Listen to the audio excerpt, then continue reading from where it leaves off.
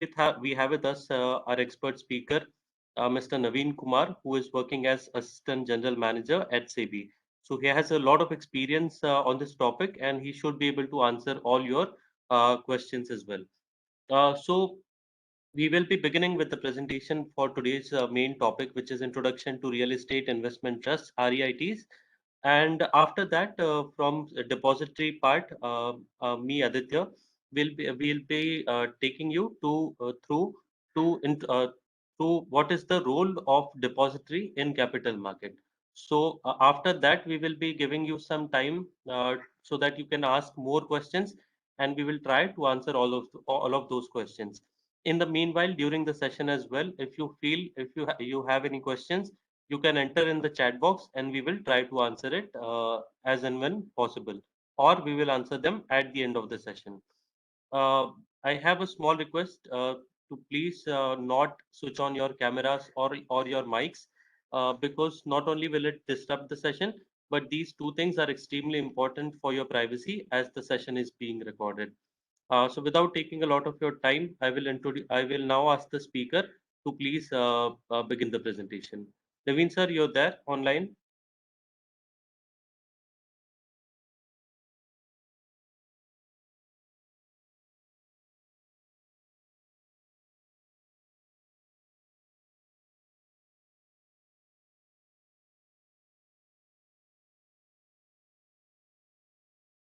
Hello. Uh, am I audible?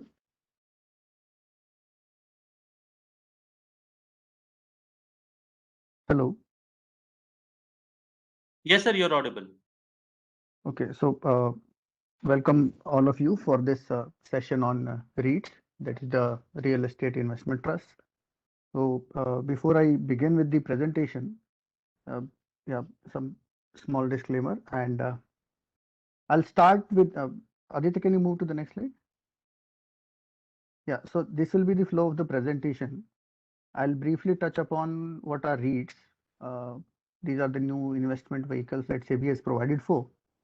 What are the structure, the major constituents of REITs, how the returns are generated through REITs, and what are the kind of benefits that the investors can look for, and whether there are any restrictions on investment, and how do you go about investing. So, and ultimately, finally, we'll go to the taxation aspects and some things which an investors might keep in mind before they start investing in REITs. Yeah. So Aditya, next please.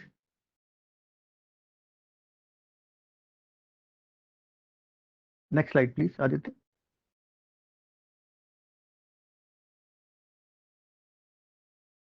So REITs, they stand for Real Estate Investment Trust.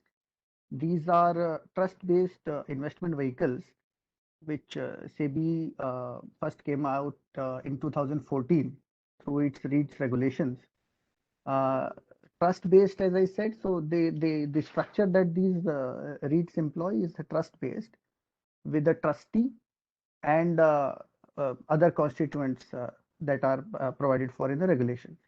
So they are structured more like a mutual fund only, which pools funds from various investors, and then instead of investing in, let's say, securities, which a mutual fund does, these invest in real estate assets.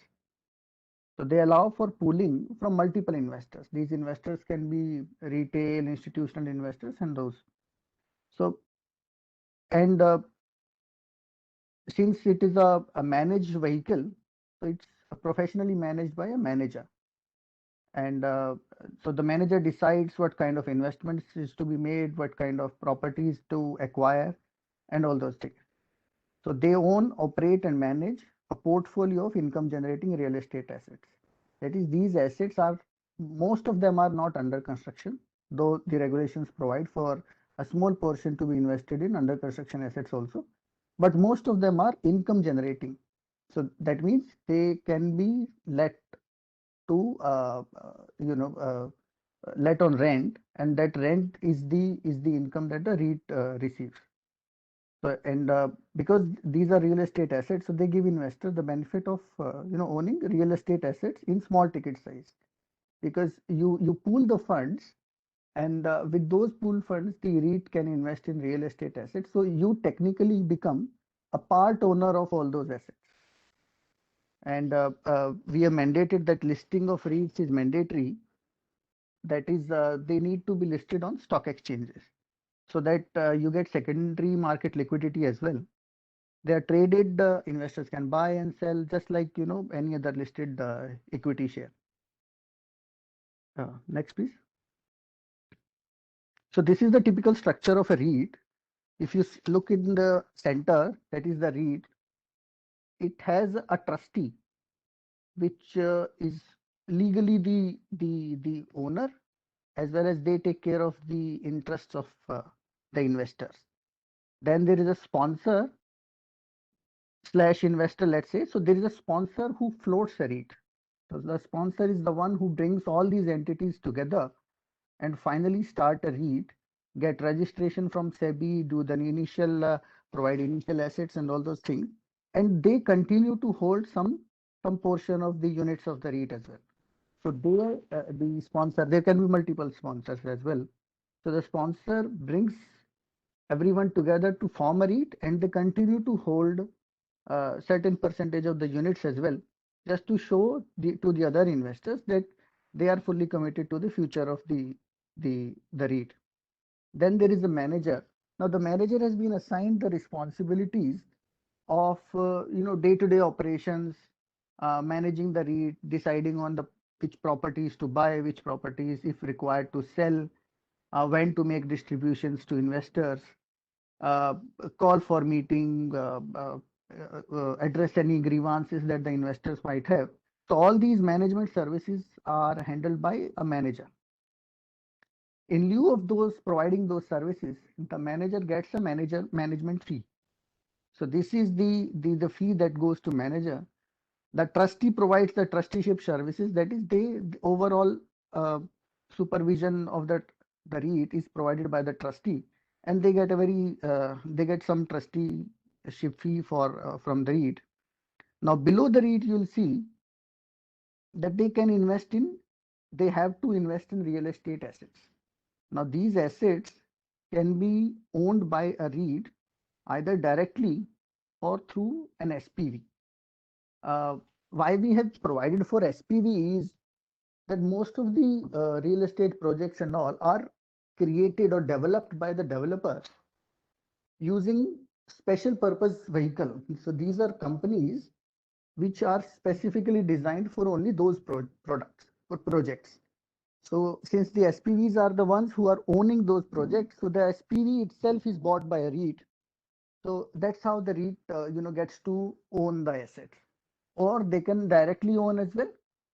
Further, SEBI has provided that you can do it through a holding company structure also. We've seen in many major developers that what they do is they float a holding company, which in turn sets up different projects. So there is a two-tier structure in that case, and SEBI has provided that you can own it through a two-tier structure as well, a one-tier structure using an SPV, or you can own directly the assets.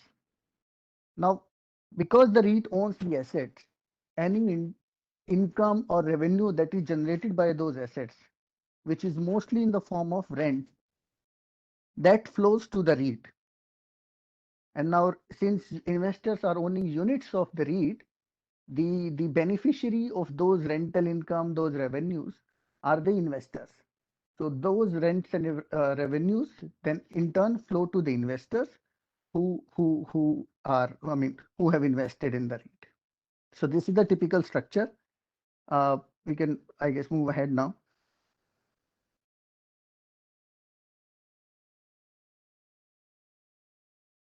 Aditya, yeah. So these are the major constituents of a REIT. First is the sponsor. As I said, a sponsor is the entity which sets up the REIT. Usually, the developer, any developer, major developer of real estate assets, they sponsor a REIT and they act as a sponsor. And they sets up the REIT, and then they undertake to transfer their shareholding in the SPVs or their ownership of the assets to the REIT. And in the initial instance, the trustee, the IM, and other entities are appointed by the sponsor itself. The next is the trustee. Now, in terms of the legal framework that is there for trusts, the trustees are the owners or the in whose name the assets are held. As you know, the trust is not a separate legal entity, so it cannot hold assets on its own. So the legal ownership remains with the trustee who holds these assets for the benefit of the unit holder. For the benefit, by that we mean that any kind of uh, gains or revenues that these assets accrue, that is accrued from these assets, will flow to the unit holders. In addition, the trustees are responsible for other activities also, something like appointment of IM or calling for a special meeting to make sure that the grievances are addressed by the manager in a time bound manner, and that the manager is in compliance with other regulations which SEBI has prescribed. So those that overall supervision is provided by the trustee. Now last is the investment manager, or we call it manager as well. So they set the strategic direction of the REIT and decide on the acquisition, divestment, and enhancement.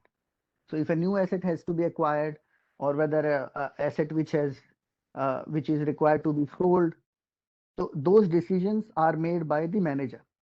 Although I must tell you that the investors are also very integrally linked to the process, because most of these major decisions like investments and divestments of assets are taken only after the approval of the unit holders. Other than that, the manager is responsible for all activities related to issue and listing. So when the sponsor has set up the REIT then comes out with the initial offer. And since REIT can be a public vehicle, so that offer is kind of an initial public offer itself.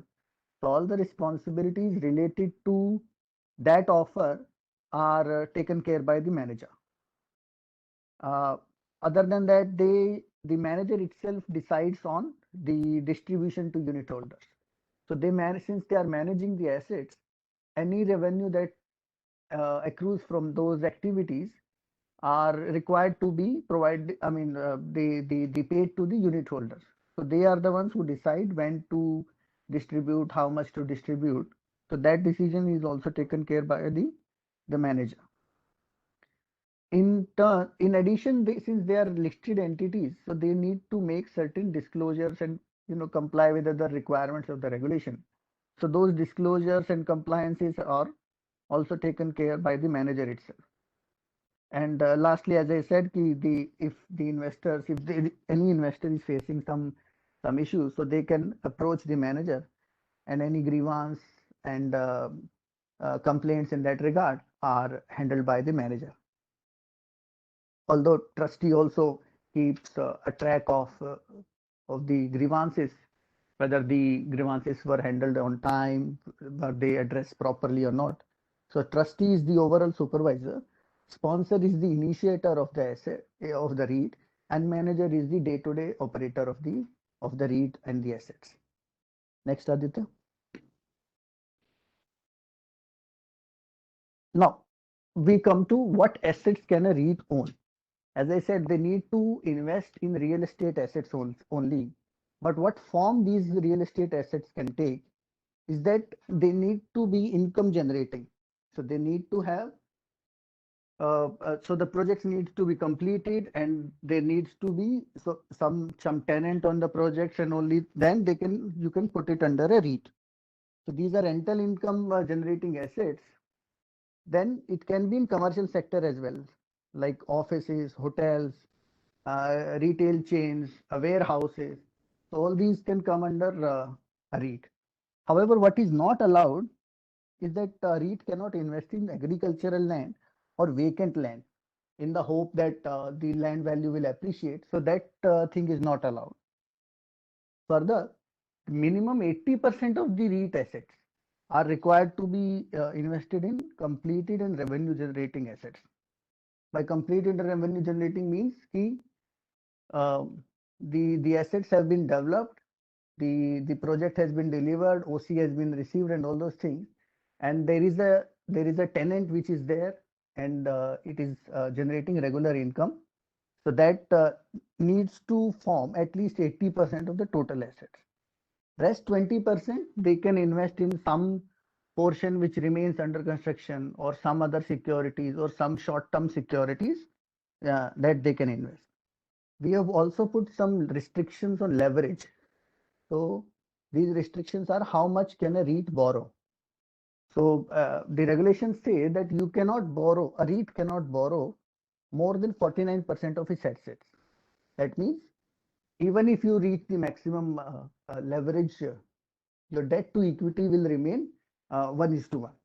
Further, if you go beyond 25, you need to take unit holders approval first, and then only you can move beyond 25% of borrowing.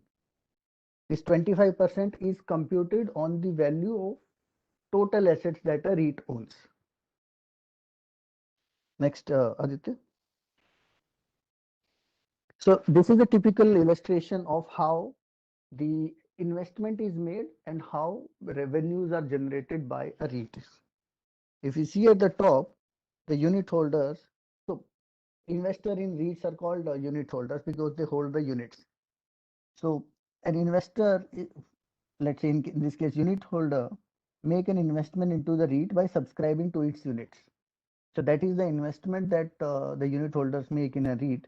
Now, with that money, after pooling that money from multiple investors, the REIT then invests into different real estate projects. As I mentioned in the start, they can do it directly or through an SPV or through a holdco, which then in turn hold the SPV. So they invest in these real estate assets in the form of, they have to have their ownership.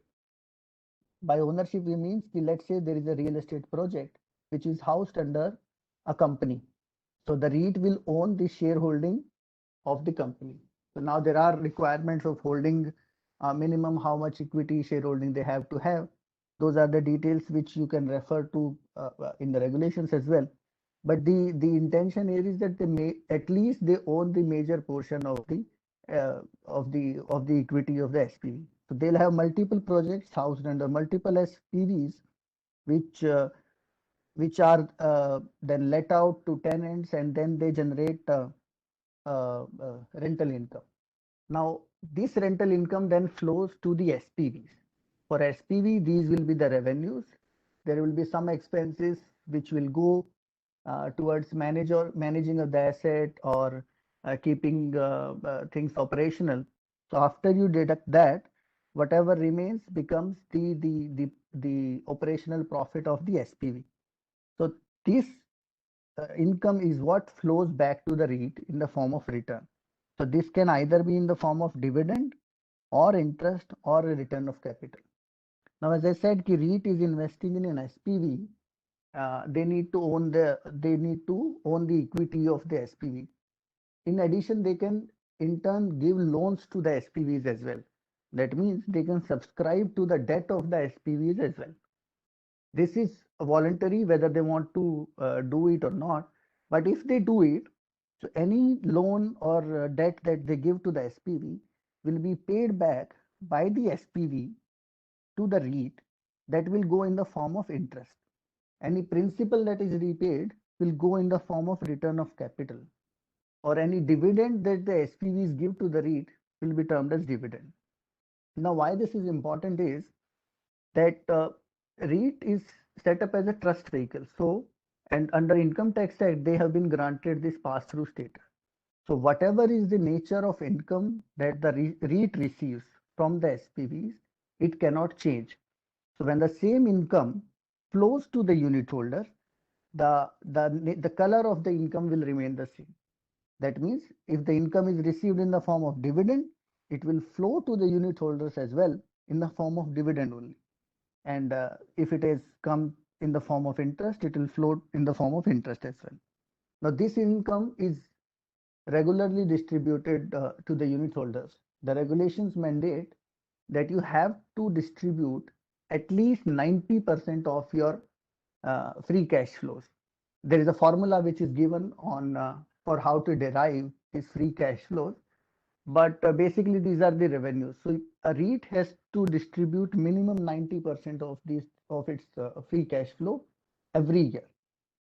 So, and these cash flows then go to the unit holders, which is their return on the investment that they made. So this is a typical cash flow. Unit holders invest in REIT. REIT invest that money in various real estate projects, which may be housed under different SPVs. The SPVs in turn give regular return, regular income to the REIT, and the income from the REIT flows to the unit holders in the same color. Dividend goes as dividend, interest goes as interest. Uh, yeah. So next, Aditya. So since these are the regulatory mandates that you need to distribute 90% of your cash flows, the assets have to be completed and revenue generating. So the risk that is there in the construction phase is not there. So because of all these features, REITs have been classified as a hybrid product. Why hybrid is because they contain certain features of a typical debt instrument and certain features of a typical equity instrument. Equity, why I say equity? Because they provide you the ownership. Since REIT own the SPVs which own the real estate projects. So this is the equity portion. And the debt portion, why we say it acts as if it is a debt instrument is, since these are income generating assets, which will continue to have some sort of a stable rental income. And the regulations mandate that you need to distribute a very major portion of that to the tune of at least 90%. So therefore, an investor in a REIT can expect regular income from the investment, just like a typical investor in a debt instruments would. Although there are risks that the property may not receive that much rental income, those risks are there which are associated with equity as well. So that's why we say that REITs have certain features which make them look like an equity instrument, as certain other features which make them look like a debt instrument. And therefore, because these provide these both this combination, that's why we sometimes refer to REITs as a hybrid product also. Uh, next, Aditya. Now, what are some of the major benefits of investing in REITs? So first of all, it provides a liquidity. So typically, when you invest in real estate assets, you have to buy a larger chunk. That means either you have to buy the whole project, or buy a small plot, or buy a small office space, and the only you get to sell it as a whole. That means you have to sell either the whole office. So that kind of liquidity is not there. Whereas in case of REITs, you can typically go to the stock exchange and sell a part of your units or all the units, and that will constitute only a small fraction of the total investment. So therefore, and since these are traded on the stock exchange like an equity instrument, so they provide you with the necessary liquidity. Second is the transparency, because SEBI has provided for a very uh, uh, detailed governance framework for REITs. The disclosure requirements are there, corporate governance requirements are there. So by virtue of that, the investment in these assets become a bit more transparent than what a typical investment in a real estate asset would be. Third is the asset quality, that since these provide you fractional ownership of commercial assets which are income generating and which have certain tenants which are there, which might be for long term. So the asset quality is, although it depends on the projects that the REIT invests, but it is more or less better than what you will find in a typical real estate project.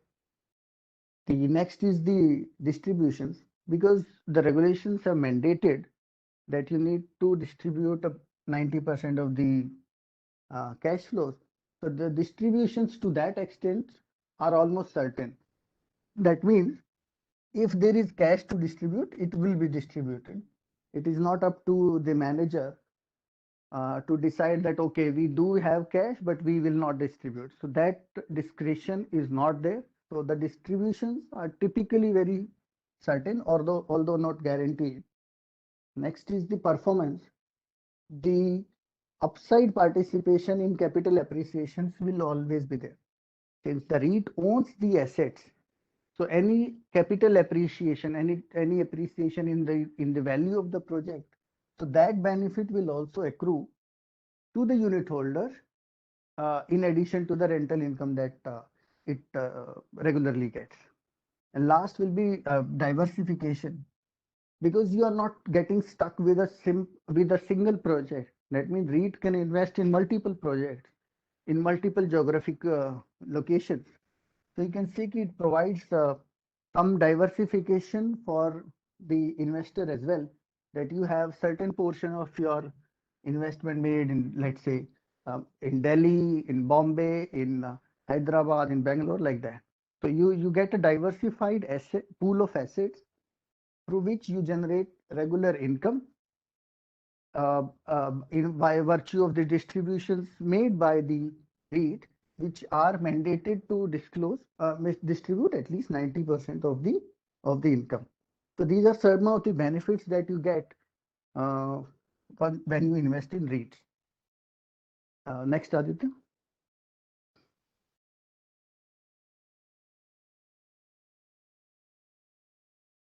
Aditya. Yeah, next slide, please. So this I've talked about the returns that you can expect from a REIT. After the unit holders get those returns, the next important aspect is of the taxation. Now, how are these returns or these income taxed? Now, taxation of a REIT is slightly different from the taxation of, let's say, any income that you might get from an equity or a debt instrument. How? As I said, that the color of the income will not change. So typically, the distribution that the REIT makes to the unit holders will have these three components. We'll take the last one first. That is the rental income. So if the REIT is owning any property or asset directly, so any rental income from that asset will go to the REIT in the form of rental income, and which in turn will flow to the unit holder. Now this is the pure income in the hands of the unit holder, so this is taxed. Next is the interest income. Interest income means the interest that the SPV pays on any loans granted by the REIT, which the REIT receives and in turn passes it on to the unit holders. So this will be an interest income and will be treated as if the unit holder itself is getting certain interest income, and then therefore it will be taxed at the applicable slab rate of the investor. Now we come to the dividends. So this is where the most difference is there between an equity instrument and a REIT instrument. So now when the SPV distributes dividend to the REIT, and the REIT in turn distributes those dividend to the unit holders, so these dividend income will be exempt in the hands of the unit holders, provided that the SPV is paying the full 30% or whatever applicable corporate tax rate on that. And if they have taken benefit of the new tax regime, that means the SPV has taken the benefit of the lower tax regime, the new tax regime, then this benefit will not be there. Otherwise, the dividends are completely tax-free in the hands of the unit holder. And therefore, this difference also provides additional benefit to the unit holders of a REIT vis-a-vis an investor in, let's say, equity. Next, Aditya. So here we have given a comparative analysis of that if you were to, or any investor were to invest in REIT vis-a-vis they were to invest in, we've seen certain platforms have now come up which also provide for this fractional ownership of a real estate asset, and again comparing it to investment in a real estate company. Now, from the investment characteristics, you will see that for REITs, the minimum lot size is 1 unit. That means you can invest in a single unit, even a single unit when you transact through the secondary market. And these units are freely transferable. These are listed on the stock exchanges, so the liquidity benefit is also there. And these assets are professionally managed by the manager. So that benefit of professional management is also there. And there is no entry or exit load. That means investors are free to come and go whenever they choose to, and they can participate through secondary market. Whereas in direct investment in real estate, which I just said, certain portals or certain websites and all these offer these kind of investment opportunities as well. So you'll have a very high entry barrier there, that you will have. Typically these require that you invest minimum 25 lakhs or upwards of that. These are very illiquid because you have to wait for a buyer to come for that project, and then only you can exit. And transaction costs therefore are very high, because the legal formalities and everything that are to be taken care while transfer of any property. And if you compare it to a real estate equity company, there also the size is very less. Like, you can buy a share as well, and these are also freely transferable securities, and no entry exit load is there. So in that respect, these are like REIT units. Now, when you go to return profile, the returns are driven mostly by the rental income that is distributed to the unit holder.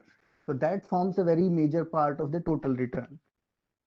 And because the regulations mandate that you have to distribute at least 90%, so that portion will always be there. So as long as there are cash flows, as long as there is income generated by the asset, the distributions will typically be there. Whereas in case of a direct investment in real estate, the returns may not be regular, and they may be driven by whether any property is sold, whether any tenant is there or not. So that is what drives the returns in a typical direct real estate investment. Whereas for equity share, again, it's same as REITs, with a minor difference, that there the distribution, that is the dividends by a listed company, are not mandatory. They become mandatory once they are declared, but the declaration itself is not mandatory for a equity listed company. In terms of tax efficiency, the dividends are exempted subject to the condition that I mentioned regarding the SPV taking the benefit of new tax regime, and the other portion of the income is taxable. For the direct investment in real estate, the rental income is also taxable, as well as any gains that you receive on sale of the property, that will also be taxable. And same for real estate equity shares also, that the dividends are taxable, and any gains that you generate while trading in the secondary market, those are also taxable. So next slide, Aditya. So now, who can invest in REITs? So as I said, REITs are these investment vehicles which have been brought out by SEBI in 2014 to promote fractional ownership of real estate and encourage real estate developers to enable them to deleverage and provide a stable income generating stream for investors. So that's why these vehicles, this instrument is open for all categories of investors to buy. The minimum subscription in a typical initial offer of a REIT will be in the range of 10,000 to 15,000. Mind you, this is if the investor wants to participate in the primary option market. So this is equivalent to what you will typically see in a equity offering as well. Whereas in secondary market, the trading lot is 1 unit, so you can buy and sell a single unit as well. They can purchase, investors can, participate in these instruments through their demat account. So as I said, these are listed on the stock exchanges. So any investment in REITs will be more or less similar to any investment that you might make in an equity instrument. So through that prism, both of them will see the same, and therefore these are suitable in product for those investors who wants to take price benefits and returns from the real estate in the long run as well.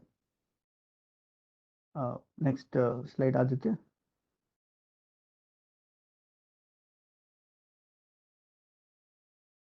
So how to own units? As I said, these are listed, these are mandatorily offered in demat form. So an investor can choose to, subscribe or participate in REITs through two routes. First is the primary market route, that is you subscribe to the initial public offer of REIT units, and the second route is through secondary market, that is through stock exchanges, as these are listed instrument, so you can buy and sell through the stock exchange as well. Procedure for bidding, application, payment, and allotment. So like in a typical equity offering, so here we have also provided for a book building process. So once the REIT comes out with its initial offering, it's like a typical equity offer through draft offer document, then scrutiny of that, and then IPO will open, and then that's how you subscribe to an equity instrument. Similar process has been provided for REITs as well.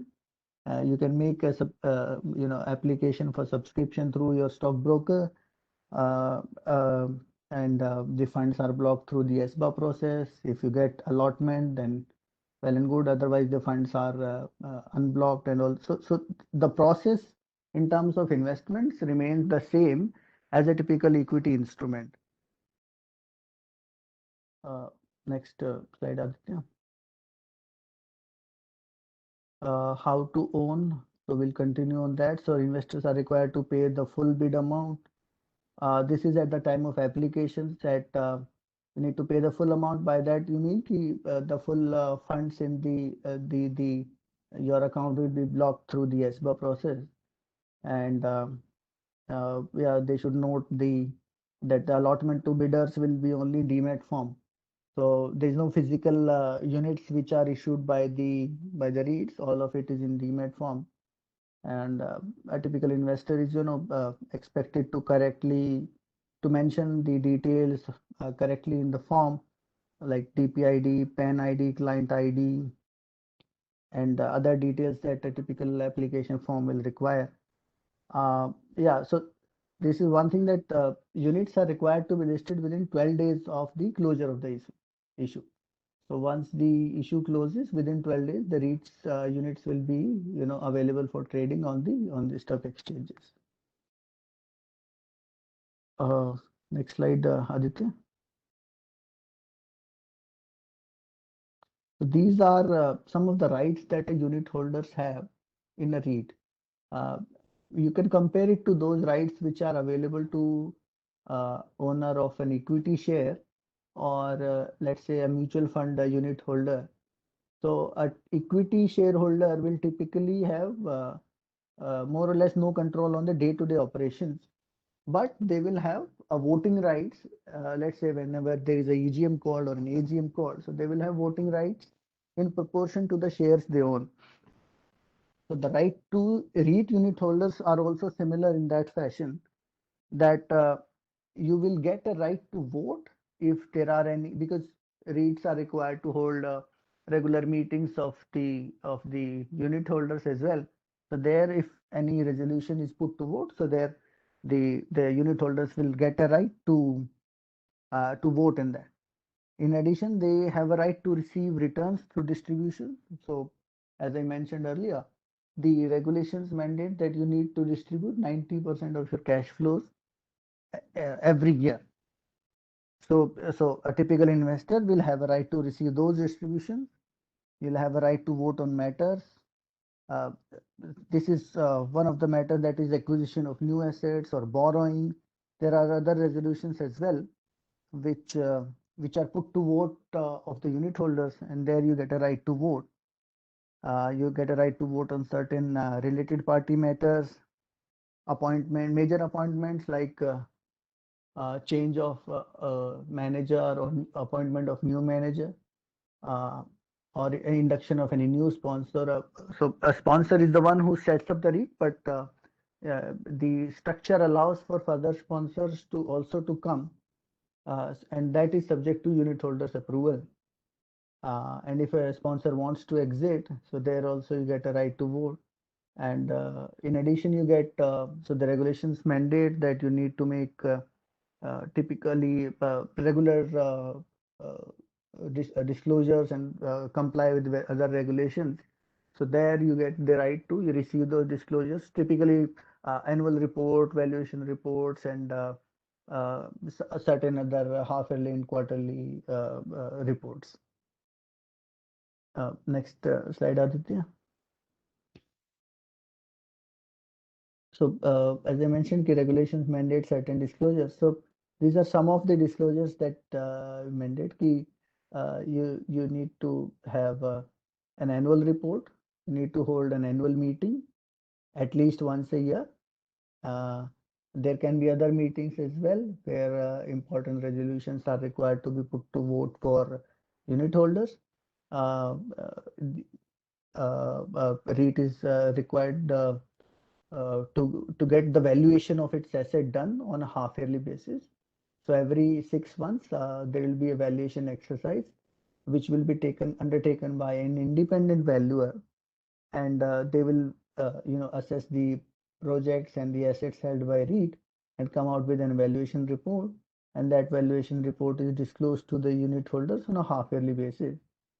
And there are other disclosures which are which of frequency of with the frequency of 6 months, and quarterly frequencies are also there.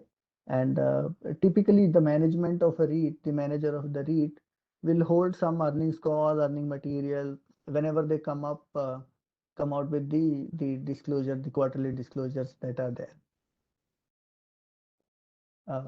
Aditya. So this is the legal framework under which the REITs function. And so SEBI has provided these REITs regulations, which came out in 2014, which provides for setting up of REIT, initial offer of REIT, disclosures to be made by the REIT, and other duties and rights and obligations which are provided for various constituents of the REIT, and other regulations such as PIT regulations and all, they are also applicable on them. If any foreign investor is there, then they have to comply with the FEMA rules as well, FEMA non-debt instrument rules. And other than that, there's the Indian Trust Act, which provides the responsibilities and role of a trustee, and the obligations of a trustee. So that is also there. And since the SPVs are typically companies, SPVs under which the assets are held are typically companies, so they are governed under the Companies Act. And since these so certain aspect of the Competition Act may also be involved because of the size of the REIT, because the regulations mandate that a REIT will need to have at least 500 crore worth of assets, and the initial offer need to be at least 250 crore. So since these a typical REIT will have such a large size, so certain aspect of the Competition Act also come into picture. Aditya. So before you decide to make an investment in REIT, these are some of the things which a typical investor should consider before making a decision. That the stability of income that the REIT provides will be depending on the stability of income earned from the assets. So anything that if there is any circumstance or any happenings that is there which affects the assets, similarly the returns from the assets will also be from the REIT itself will also be affected. Uh, More or less, the disclosures have been provided under regulations itself, but there can be difference between certain REITs which voluntarily undertake to disclose more or in a better fashion or in a more readable fashion, so that you can consider. Uh, so and investment, as I mentioned, that the major portion is in the form of regular income. However, you can expect some gain because typically we've seen that real estate assets typically appreciate with time. However, that is not for certain. So, but the regular return that you receive are will be forming a major portion of the returns. And of course, any investor is expected to do its own due diligence before make any investment decision. Uh, Next, Aditya. If you want any more information regarding REITs, you can refer to SEBI website at sebi.gov.in, or you can go to investor.sebi.gov.in. So on SEBI website, you can expect to have more information regarding uh, which REITs are there, which are registered with SEBI, a list of those REITs or any future REITs that are coming. So any applications, application for registration that SEBI has received. So that information is also there. Besides that, you'll find information on data. That means the funds raised by the InvITs by the REITs in the previous year. So that information will also be there. In addition, the offer documents which the REIT come out at the time of initial offer, that also will be there on the SEBI website. And if you have any grievance against any REIT, you can typically uh, approach the REIT, and if there is no suitable conclusion to that, you can always come and log into scores.gov.in and register your complaint. Further information, you can refer to these numbers, and these are toll-free helpline numbers. You can call and get more information on REITs and on other securities market products that SEBI regulates. Thank So you very that's it. much, Yes. Yeah. Naveen. Yes.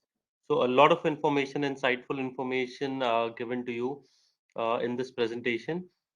Thank you very much for that, Naveen.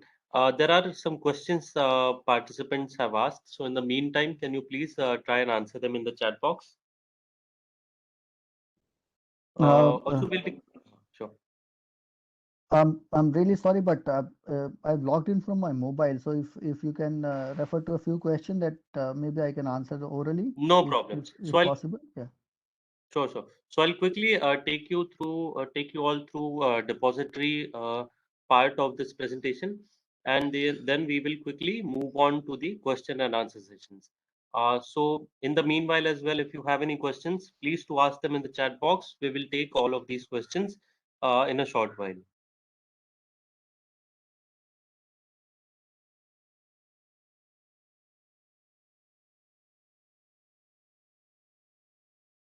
Can you just confirm if my screen is visible, Naveen?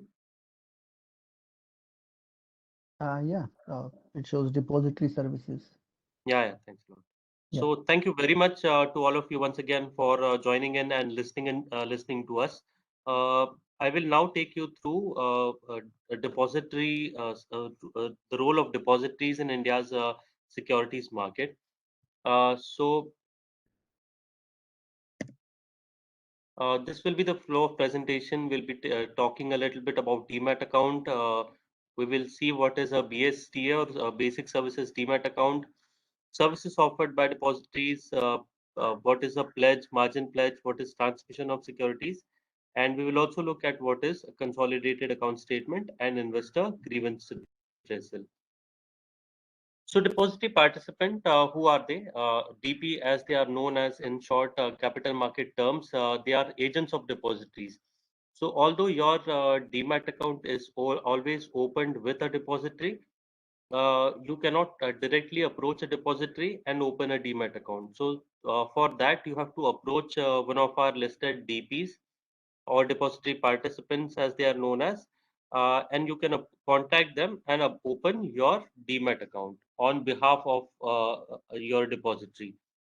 So, demat account number, typically CDSL and NSDL, as you all might be aware of, are your two depositories. To identify which depository is your account you can identify simply by understanding the number of your demat account. So all NSDL accounts, they start with IN, and CDSL accounts, they directly start with a digit at the start. So demat account numbers are a combination of DPID and customer ID. If you ever don't find, just identify what is your DPID and your customer ID. The basic services demat account is a facility brought by SEBI for those investors who felt that there are a lot of annual maintenance charges that need to be paid for starting a demat account or operating a demat account. For that, for those demat account holders who are opening their account for the first time and do not wish to pay a lot of annual maintenance charges, they can ask that they can approach their DP, and they can ask them to open a PSDA or basic services demat account. Now, depositories offer a lot of services to investors. And one of the reasons that we talk to investors, we hold such webinars, is that you are aware of all the small, big facilities that are offered by us to you all. So, dematerialization is converting physical securities certificates into electronic form. So, if you already have a demat account, and if you feel there are some copies of physical share certificates that need to be converted to electronic format, you can do that with the help of your depository. And the process is known as dematerialization or DMAT. So remat is the opposite of DMAT, although not many people prefer it now. But if you want to convert your digital securities to physical ones, you can do that as well. You can also transfer securities from one account to another very freely, and even change your beneficiary ownership. So transmission of securities is an involuntary action. It happens due to the death, bankruptcy, or lunacy of the account holder. And in this case, your shares or anyone's shares are transferred to the beneficiary, or to the legal heirs, or in most cases it should be nominees. So in this is an involuntary action due to death, bankruptcy, or lunacy, etc. In this case, the shares or securities are transferred to the legal heirs, and it is brought about by operation of law. Transmission process is extremely simple and fast, at this point I also wish to inform you, or I hope to tell you, the importance of nomination. We all know life is very uncertain, and if you have not already added nominees to your demat account, please go ahead and add nominees. So what is a pledge? Pledge, in short, is it is borrowing of funds to pay a margin. So, for example, tomorrow, if we want to, uh, uh, if we feel that we might miss out on a very important trade, just because we do not have just because we do not have money to pay as margin. In such cases, if we feel that it is an important trade and if you do not want to miss out on it, you can simply pledge the securities that are held by you. You can pledge them to your broker and borrow money from him to complete the trade. During this time, your shares are pledged, and you cannot, although the shares, they remain in your account, but the shares cannot be moved anywhere. They cannot be transferred. They cannot be sold by you. So you cannot use the shares uh, when they are pledged, but they are still in your account. And pledging is a very good facility that is offered to investors in case there is an important trade and we do not want to miss out on it. We can simply pledge our securities, borrow funds, and with those funds we can pay the margin and complete the trade. Likewise, consolidated account statement is also a very, very important statement. In fact, I am surprised many times when I meet even vintage investors. Many times they tell that they do not understand what is a consolidated account statement, although they have seen emails, but they have never bothered to check what is a consolidated account statement. So it's a humble request. Please do not ignore consolidated account statement. A CAS, as it is known as, is very unique in a way that your depository tracks your PAN card, and with that, and after tracking your PAN card, we give you an exact picture of your investment in the securities market. So no matter how many demat accounts you have, no matter how many mutual funds you have, all this information, be it equity, debt, or mutual fund, it is offered to you on one single document, and it is a very good information in graphical format. So if you have not until now had a look, please go ahead and check your consolidated account statement. If your depository is NSDL, then you can go ahead, log into our Ideas website and download the last 12 months of consolidated account statement. Our mobile app NSDL Speedy can also be used to check your portfolio on any given date. Uh, Already Naveen has explained or told you grievance redressal mechanism. But if you have not, and it's a humble request again that you can take a screenshot of the slide or you can take a picture on your mobile phone. In case tomorrow, if there's any urgency, you can reach out on this toll-free numbers and email IDs to register your complaint or solve your grievance. Thank you very much for joining in today and listening to us. Now we will move to the next part of this webinar, and I will be taking your questions and we'll try to answer all of them. So the first question is, please explain liquidity in REITs.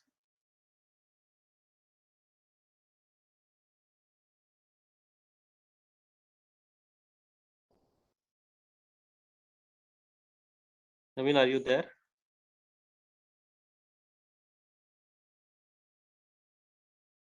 Hold on. I think you're on mute. I've sent you an unmute request. Yeah. Yeah, what was the question? Liquidity. Question is, please explain liquidity in REITs.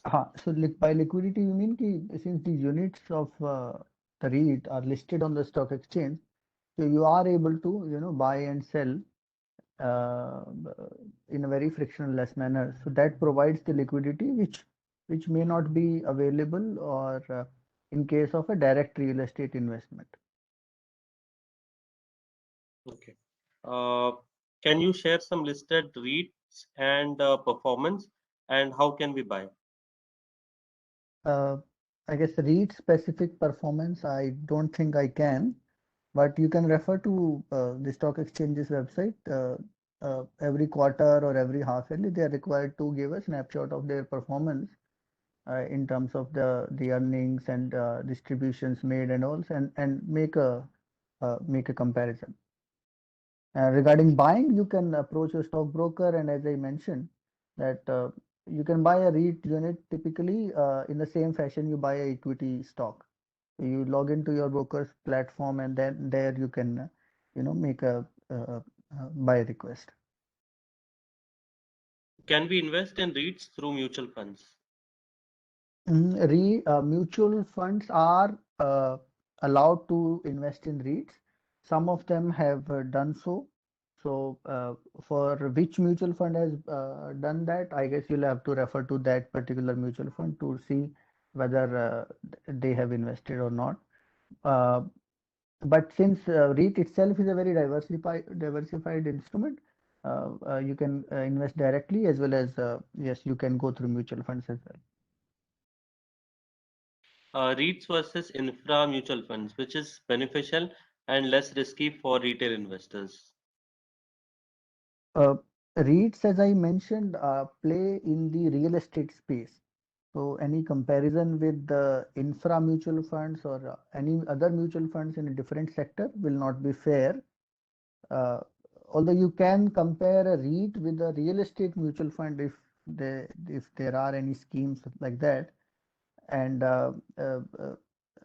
in my comparison as well, I've given key these REITs will typically enjoy better liquidity, better transparency because of the regular disclosures that are there. So there you can make a comparison, but not with infra mutual funds. Okay. Can we bid for REITs through offline mode? No, as I mentioned, the units are issued in demat form only. So that is there. Although if your broker or your bank allows for physical forms while subscribing, I guess that you can do. Blackstone has exited Mindspace recently. Lack of uh, lack of sufficiently lucrative profits, performance of all existing REITs like Embassy Parks and others. Please, how much did an investor get in a year? Uh, I don't think I can compare individual REITs, but as I mentioned earlier as well, for their performance, you can refer to the disclosures that are there on the stock exchange website as well as on the REIT website as well. Okay. Uh, how much percentage of funds should an investor allocate in REIT?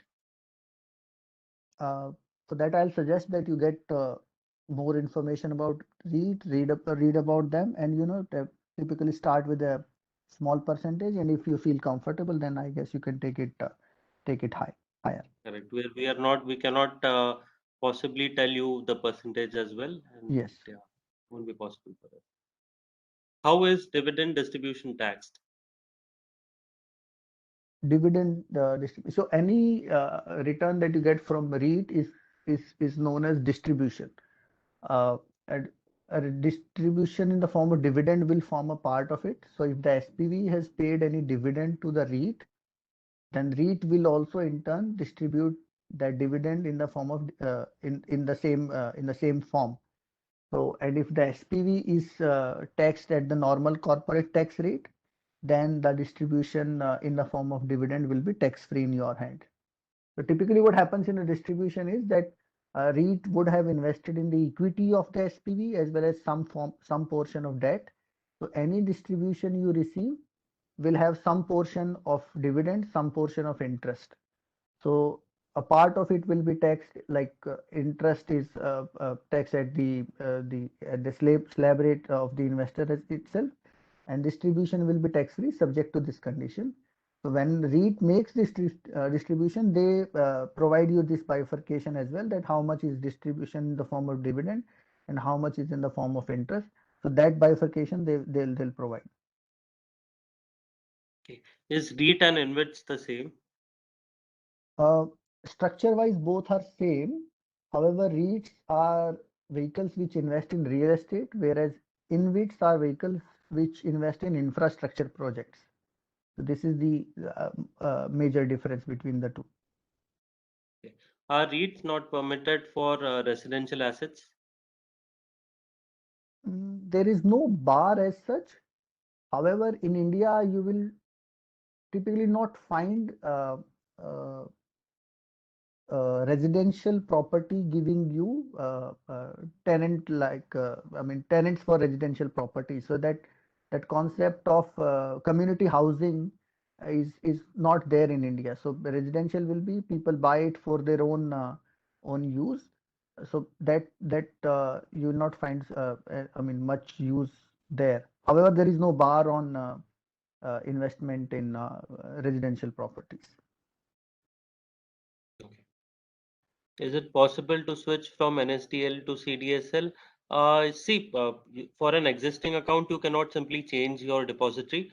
But if you want to change your depository in any which case, you can simply open your demat account with the depository that you want to shift your or that you want to be your depository for your demat account, you will have to open a demat account with that depository and then transfer your shares from the current account to your new account. But for the existing account, you cannot change the depository. Will pledge incur any interest? See, pledge, when you pledge your securities, there are some charges involved, and there could also be some interest that will be involved. For more information, you'll have to get in touch with your broker for the exact charges. But the answer is yes.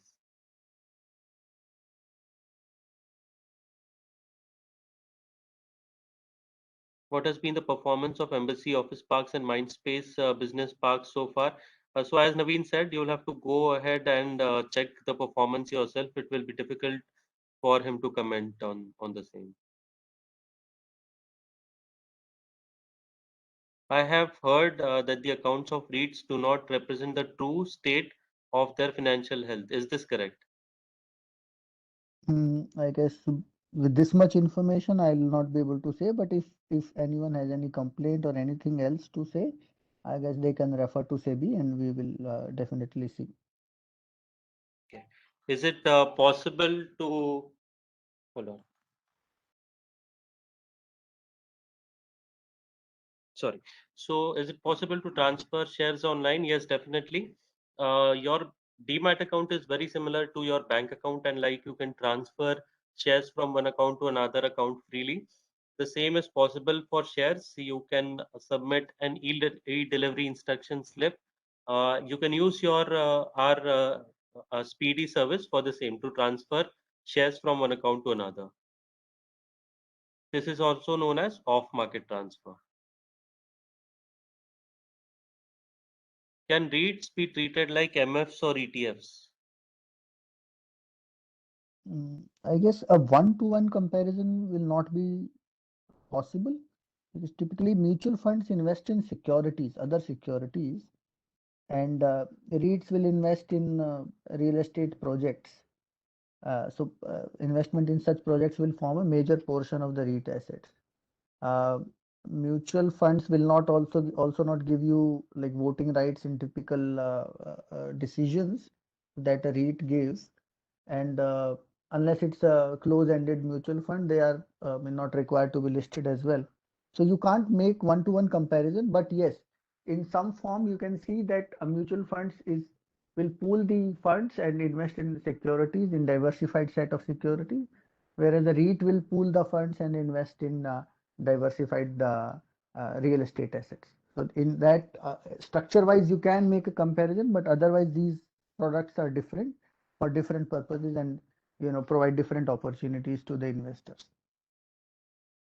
Can REITs invest in NCDs of the real estate players? What would that be a risk?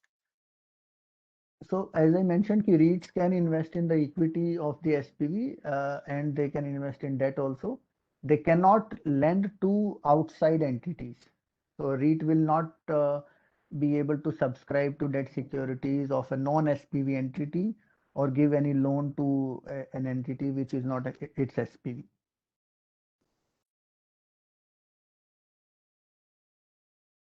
Is SIP a good idea in REITs? Uh, SIP, I mean, the way that we see SIPs are for mutual funds only because those units you can subscribe on a regular basis. So yes, you can subscribe buy REIT units from the stock exchange on a regular basis if I mean that can be a substitute for doing an SIP. But otherwise, REITs typically will not give you option to subscribe like a mutual fund does. But yeah, you can buy from the secondary market. Return on investment in real estate is very limited. What is the attraction in REITs? Uh, so as I mentioned in my slide as well, these are REITs are considered as hybrid products. So most of so the REITs that are currently there, we have all of them are in commercial real estate. So commercial real estate tend to provide better rental yield than a residential property. So that regular income, if anyone is looking for that kind of a regular rental income, I guess they can look for REITs. Can I invest in REITs online? If yes, where? I think he's already answered it. You can buy REITs the same way that you can buy shares. You need to contact your broker for the same. Am I correct, Naveen? Yes, yes, yes. So they are listed, and as you will invest in you'll buy shares from the stock exchange. You can similarly you can buy units of the REIT as well. What is the average return till now on REIT? So REIT is not one single this thing. Every REIT will have its own performance metrics. I guess it's best that you make a comparison of the returns which that any individual REIT would have given. So those disclosures are there to help you out, but a comparison, I guess you'll have to make it yourself.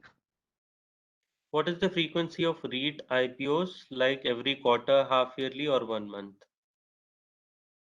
So like companies as well, these depend on uh, a sponsor who wants to float a REIT. Till now we've seen three IPOs uh, from REITs, but yeah, so these are not regular this thing. I mean, there cannot be a regular frequency for these because any sponsor or developer who wants to float can come and uh, uh, complete the process and do it. But there is no regular calendar as such for initial offerings.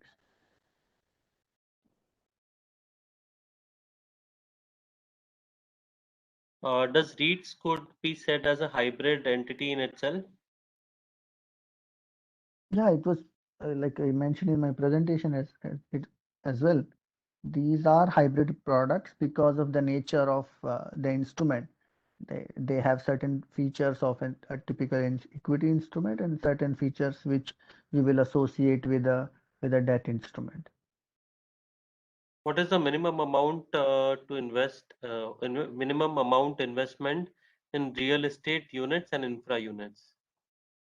So in the primary offer, it will be like equity, like uh, minimum 10,000 to 15,000 rupees. In secondary market, you can buy a single unit. So that will be typically in the range of some, I don't know, but 300 rupees or something like that. So that is the minimum you can do. Okay, Munis, you can invite your friends to join future sessions. I'm just pasting the link for registration, so you can register on this link and you can join in. We are now also available on YouTube, so we are pasting or we are uploading all our session recording of all our sessions as well on YouTube channel. I'm just pasting a link of our YouTube channel as well. You can go ahead see past presentations or past webinars. We will also be posting a video of this webinar as well. So if you want and you are interested, you can also go ahead and subscribe to our channel.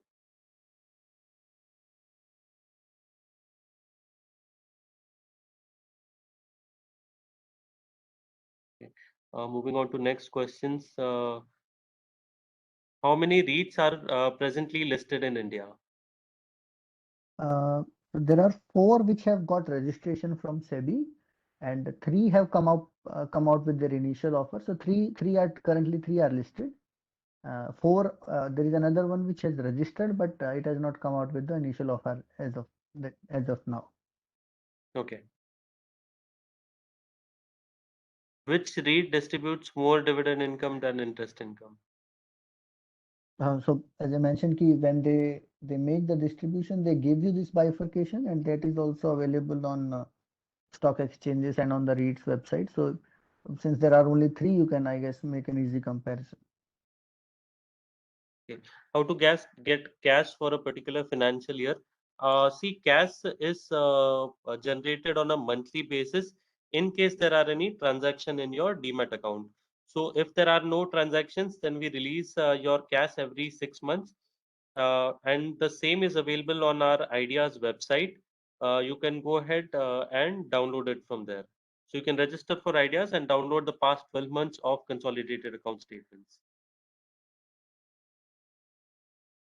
Where can I file a complaint against coercive tactics of DP's brokers? So scores.gov.in is the website. You can go ahead and register your grievance on scores.gov.in. So I'm just also posting the link for the same. In case you have any grievance, you can register the same here.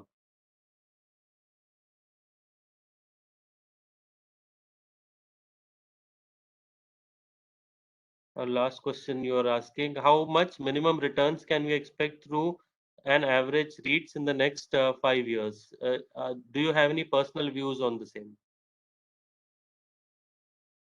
Uh, how much can one expect? I mean, I don't think anyone can say how much you can get, but it's best that you do your own due diligence based on the disclosures that the REITs make, and come to a conclusion about that.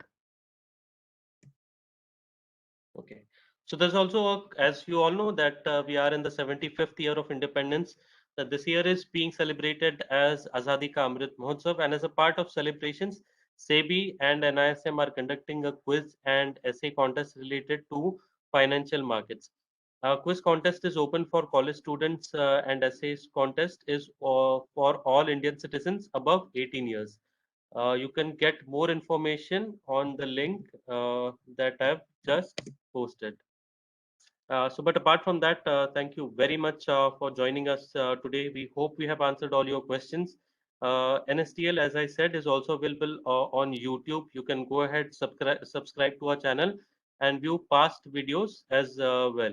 We are also available on Facebook, LinkedIn, and Twitter. So you can go ahead, find and follow all our social media handles as well.